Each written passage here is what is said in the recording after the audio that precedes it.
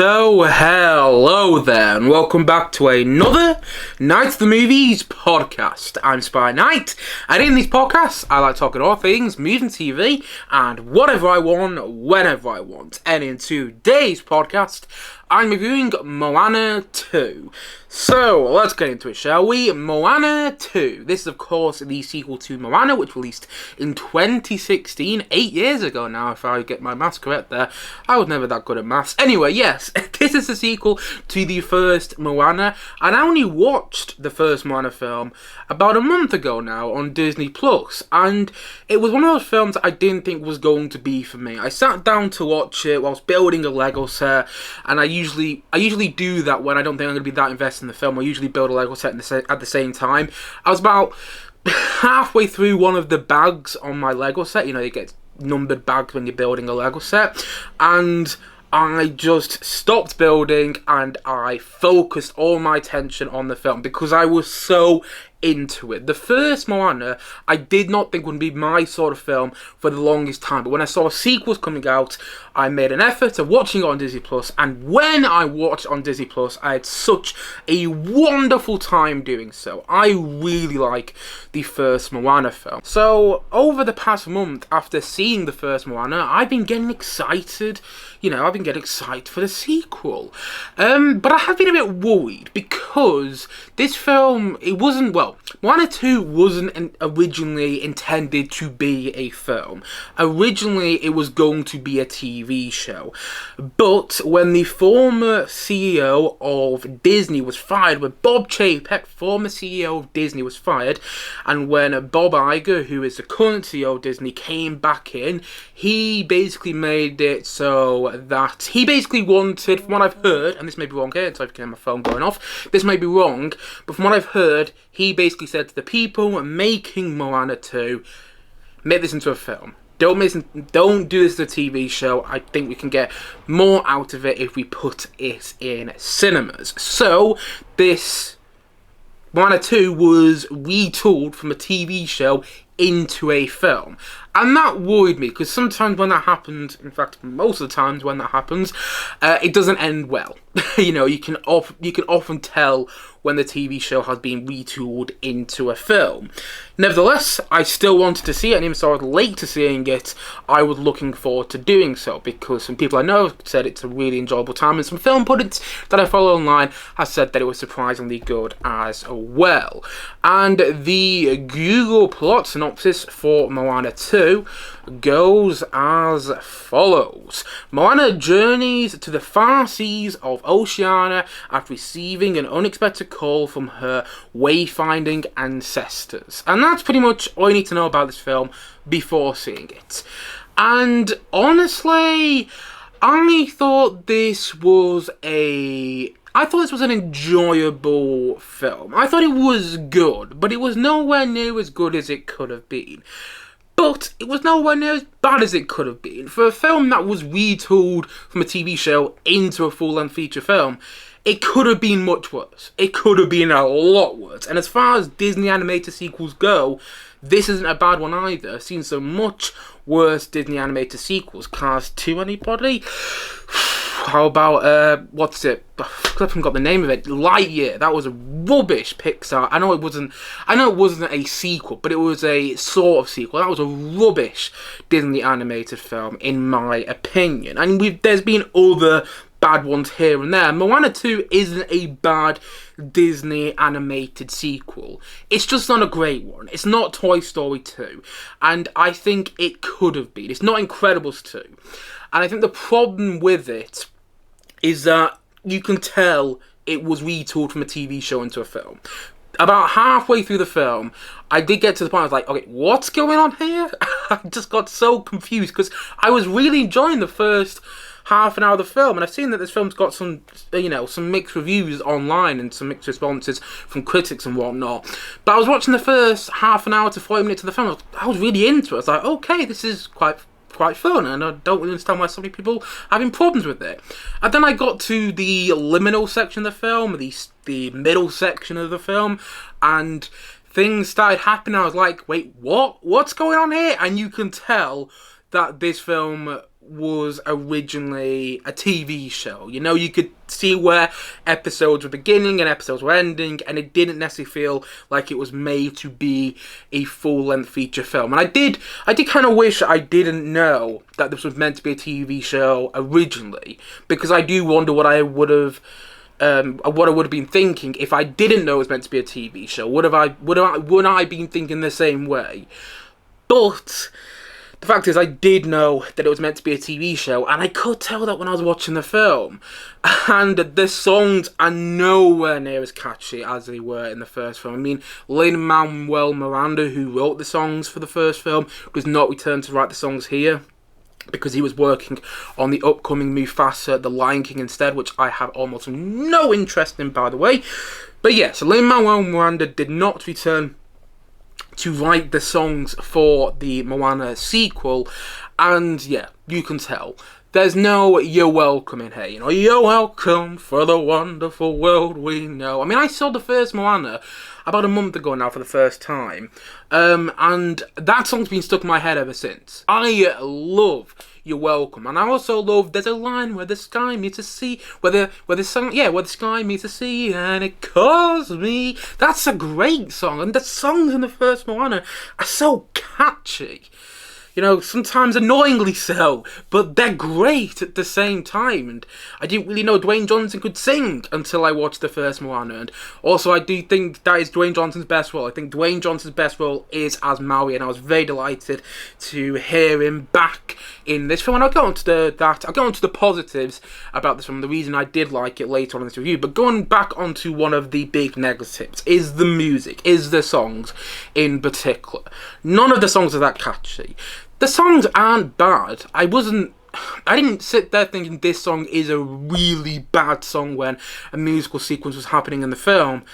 But again, there's no "you're welcome" or there's a line when the sky meets the sea and it calls me. There's none of that in this film. There's a decent song when you see Maui singing at one point, and there's a decent song with a woman character. I can't remember who it was, but I think she's a god as well. Again, not a bad song. And, you know, the songs in this film aren't terrible, but none of them pass the Spotify test. You know, and I've kind of come up with this thing I like to call the Spotify test, which is, are you going to listen to the songs from the film on Spotify after watching the film? And with Wicked, that happened instantly. When I was on the bus ride on the way back from watching Wicked, I was listening to the songs non-stop, and I haven't stopped listening to the songs from Wicked. Whereas with Moana 2, I have virtually no interest to go and check them out on Spotify. I didn't on the way home. I got the bus on the way home, much like I did with Wicked, and I didn't listen to any of the songs from Moana 2 on the way home, and I've got no interest in looking up the soundtrack on Spotify, which is saddening to say, because when I watched the first Moana for the first time about a month ago now, I looked up the soundtrack pretty much straight away after seeing the film, but don't think I'm going to listen to any of the songs from this movie, which is unfortunate. And the plot for this film is very convoluted and unnecessarily so, in my opinion. And a lot of it feels like more of the same. You know, it doesn't really feel like there's much new stuff in there. That being said, I would be lying if I said I had a bad time with this film. No, I had a really good time watching it. I went into the film with a banging headache, and I went into the film feeling unwell like I do most of the time nowadays. I swear there's something wrong with me. You know, I went into the film having woke up on the wrong side of the bed, and I came out of the film with a bit of a spring in my step. It entertained me for about the hour and 40 minutes that it was on. And in the end, that's what I kind of wanted from this film. I wasn't going into it expecting something on the same lines as Toy Story 2 or Incredibles 2. You know, I wasn't going into it expecting something as good as those films. I mean, that would have been great. But I wasn't going in with that mindset. I was going in with the mindset like, okay, this was originally made to be a TV show, and it was retooled to be a film, and I've heard some mixed things about it, but I'm hoping to have a good time with it, and that's what I did. I had a good time with it, and I think it helped that I really enjoy watching these characters, whether it's Moana herself, which I think is a wonderful character, and I love that she's not a Disney princess, and I love how they touch on that in both Moana films. And yeah, the actress who plays it, I'm going to have her name there. I forgot the actress's name off the top of my head right now. But she can sing. Even so I didn't love the songs in the film. Even so I didn't really like them, to be honest. The way she sings them made them, decent to listen to. Made them good to listen to in the film. And Dwayne Johnson as Maui was great as well. Now, I will say, you can kind of tell that Maui wasn't in the original version of Moana 2. Like, if Moana 2 did end up being the TV show it was originally set out to be, I don't think Maui would have showed up in it, because he feels kind of forced into this film. He still has a big role to play. I'm not going to say he's unnecessary in the film, because he is actually very important, particularly towards the end of the film, but he's not. It doesn't feel as seamlessly intertwined into the film as he did in the first Moana. Still, Dwayne Johnson, I think, gives his best performance as Maui. Yes, again, I love Dwayne Johnson as Maui. There's nothing to not love about Dwayne Johnson playing Maui, and I do think it is a performance. I don't think it's just a voice performance. I really do think Dwayne Johnson, who I'm not a fan of Dwayne Johnson at all, really. I don't think he's that good of an actor. I think he seems like a wonderful person, but as an actor, I don't think he's that good. The only things I've liked him in is Fighting with My Family and the first Moana, and now Moana 2. I really hate him in Red One, which came out about a month ago now. God, it was... Oh, he even seemed bored in that film himself, and I was bored watching it. But in this film, every time Maui popped on screen and I heard Dwayne Johnson voicing the character, I had a huge grin on my face. And I liked that on Moana's journey this time, she had her team. And I liked the team dynamic between those characters. And I thought, yeah, they were all wonderful to watch. And the animation is still beautiful. I mean, I will say the animation did feel a little lazy at times in this film compared to the first film. Like, you look at the animation in the first one, it's like, wow, this is some of the most beautiful animation I've seen in a Disney animated film, period. And I didn't feel that with this film, but the animation is still stunning to look at, particularly at certain times in the film. And I like that we got to have a bit more of a focus on the sort of coconut characters. I forgot the chord now, but I liked how the film brought them more into the story, and I really loved the heart of the film. This was the thing which really made this film work for me, the heart in the relationship between Moana and her sister. Whenever the film went back to that, it worked to me again. Like, when the film was starting to lose me, it would go back to the heart of the film, the relationship between Moana and her sister. And whenever it did that, I was like, okay, I'm back in now. I'm back engaged in this film.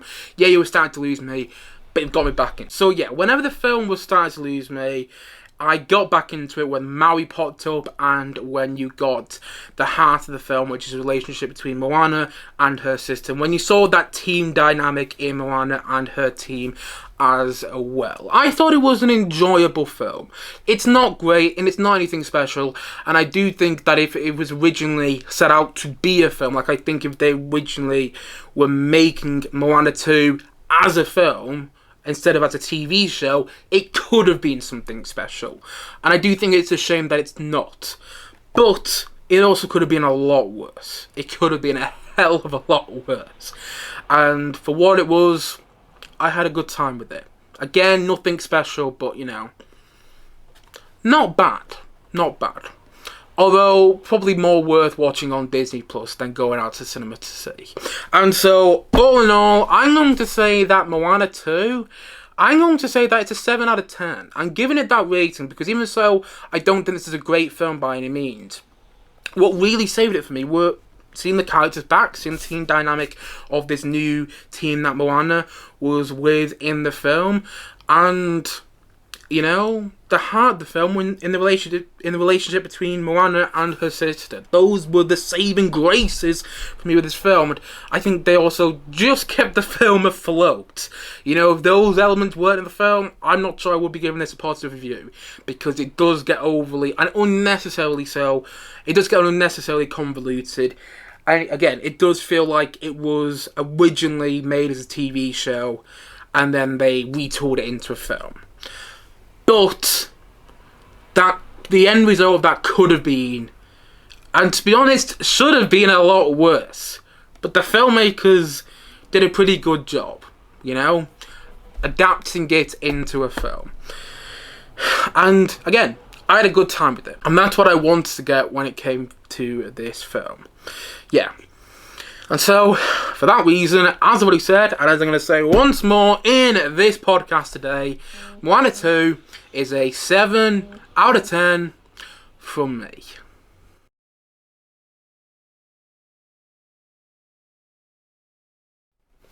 Anyway guys, that's it for today's podcast. If you have seen Moana 2, please let me know your thoughts on it in the comment section below. And as always, thank you for watching or listening to this podcast. And if you haven't yet, please click down below and like and subscribe on this video if you enjoyed the video, of course. And as always, well, I've just said that, haven't I? And yeah, what else was I going to say? I look forward to many more. I don't know why, I just lost track of my outro there. Look forward to many more videos and many more podcasts coming very, very soon on this channel. As I've already said, thank you as always for watching or listening to this podcast. And I will see you guys again soon. But bye for now. Bye.